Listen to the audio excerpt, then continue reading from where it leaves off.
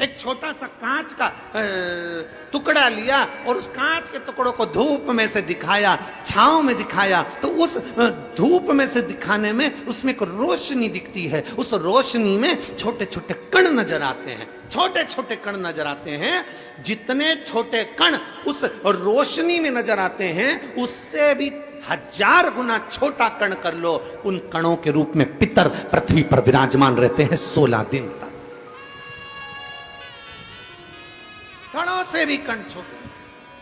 जीवात्मा के रूप में संसारवासियों के भीतर एक कण के रूप में वो आते हैं। लोग कहते पितर आते हैं जरूर, मृत्यु लोक में आकर अपने अपने पूर्वज अपने अपने दरवाजे पर आकर खड़े होते हैं। जो गया है वो आस लेकर आता। पितरों के आर्यमा स्वामी ने कहा कि ये 16 दिन सारे पितर पृथ्वी पर रहे, पितृलोक खाली हो गया। ये सब पितृलोक से आए हैं, इनके परिवार वाले भोजन देंगे, ये आस लेकर आए हैं। क्योंकि जैसे घर की बहू को सास से आस रहती है कि मेरी सास मुझे सोने की अंगूठी देगी, मेरी सास मुझे पायल देगी, मेरी सास मुझे वस्त्र देगी, मेरी सास मुझे ये देगी, उसी तरह घर के जो जीव चले गए, जो मर गए, जो शांत हो गए, जो चले गए, उनको आस रहती है कि हमारे घर का पर पोता, हमारे घर का पोता, हमारे घर का बेटा, हमारे घर की बेटी, हमारा दामाद, हमारा रिश्तेदार हमको भाग देगा। पहले घर जाते हैं, वहां नहीं मिलता तो नाना के घर जाते हैं, वहां नहीं मिलता तो फिर दूसरे बेटी दामाद के घर जाते हैं, कहीं से कुछ मिल जाए। तो आर्यमा स्वामी ने कहा अपने भोले बाबा से, हे शंभु, हे त्रिकालदर्शी कैलाशी, ये 16 दिन श्राद्ध के पितृ रहते हैं पृथ्वी पर। आखिरी में अमावस्या के दिन ये अपने घर को जाते हैं। बाबा, इनमें से कई पितर ऐसे हैं जिनको भोजन नहीं मिल पाता। जैसे उस बहन ने लिखा कि मैं नहीं थी, मैं नहीं थी। कई पितर ऐसे हैं जिनको भोजन नहीं मिल पाता। कोई एक साधन ऐसा बता दो शंकर भगवान, कोई एक साधन ऐसा बता दो भोलेनाथ कि अगर 16 दिन पितरों की कोई गलती भी हो गई हो, पितरों को भाग भी ना मिला हो, पितरों का अपमान भी हो गया हो, तो आखिरी दिन ऐसा कोई उपाय बता दिया जाए, आखिरी दिन ऐसा कुछ कर दिया जाए जिससे सारे पितर तृप्त होकर आशीर्वाद दें और उनके वंश को आगे बढ़ाने का, फलने फूलने का वर देकर पितर अपने घर को चले जाएं। भगवान देवादिदेव महादेव मुस्कुराकर माता पार्वती जी की ओर देखे और मां जगत जननी भगवान शिव की ओर देखी और भगवान शंकर ने कह दिया, सुनो आर्यमा,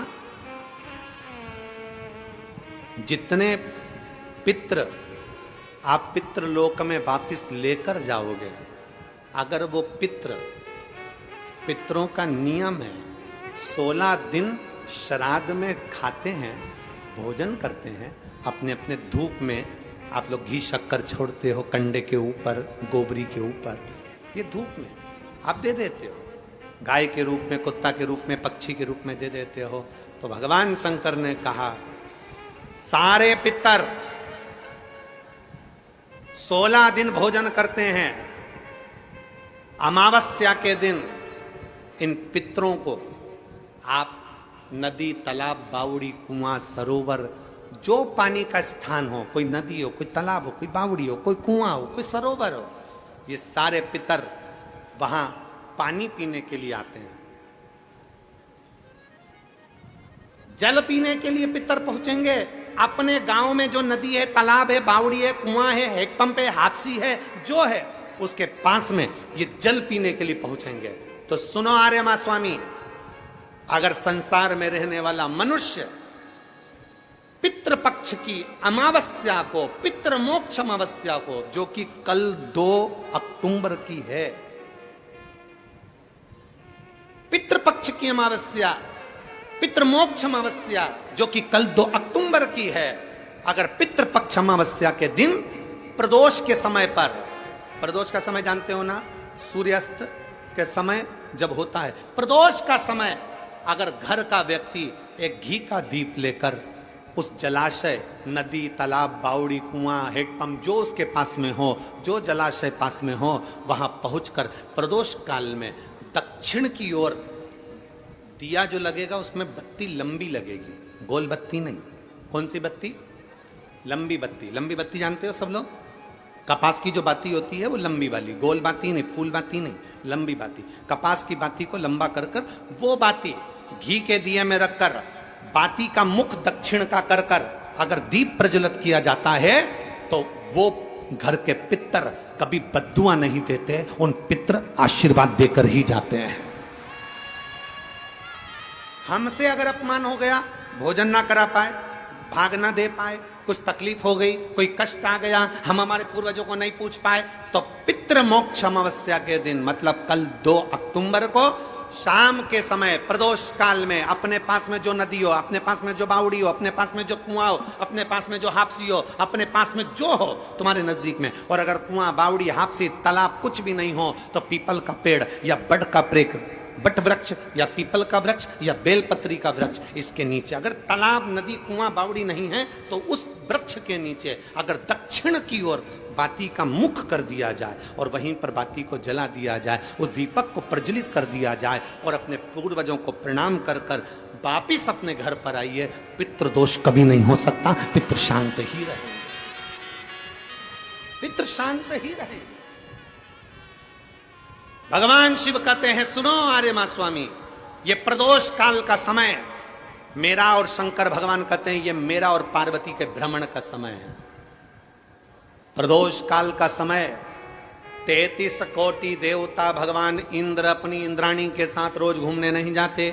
नारायण भगवान अपनी लक्ष्मी के साथ रोज घूमने नहीं जाते, 33 कोटि देवता अपनी अपनी धर्म पत्नी के साथ रोज घूमने नहीं जाते, पर केवल एक देवादिदेव महादेव ऐसे हैं जो अपनी धर्म पत्नी के साथ नंदी पर बैठकर प्रत्येक दिन, प्रतिदिन प्रदोष काल में शाम के समय मेरे शंकर पार्वती भ्रमण पर जाते हैं। भ्रमण आर्यमा स्वामी,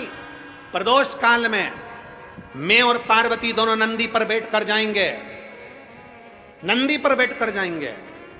और जिस सरोवर, जिस तालाब, जिस बावड़ी, जिस कुआं, जिस स्थान पर लोग दीप दान कर रहे होंगे, वहां के सारे पूर्वजों को, पितरों को हम स्वयं अपने नंदी पर बिठाकर पितृ लोक छोड़कर आएंगे। ये शिव तत्व है, ये शिव तत्व है। और खाली ना जाता कोई दर से तुम्हारे, खाली ना जाता कोई दर से तुम्हारे, मैं भी खड़ी हूँ नंदी बाएं पसारे, अपने हृदय से लगा लो, लगा लो, गिरा जा रहा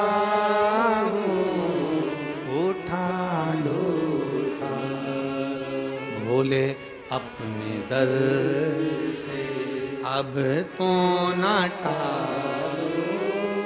गिरी जा रही हूँ उठा लो।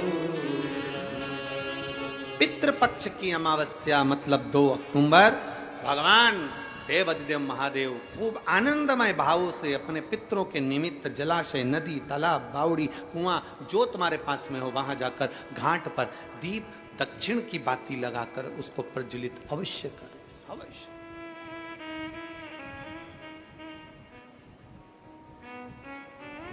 कोई मौका मिल जाए दान पुण्य करने का तो करो, सत्कर्म करने का मिल जाए सत्कर्म करो, भजन करने का मिल जाए भजन करो, स्मरण करने का मिल जाए स्मरण।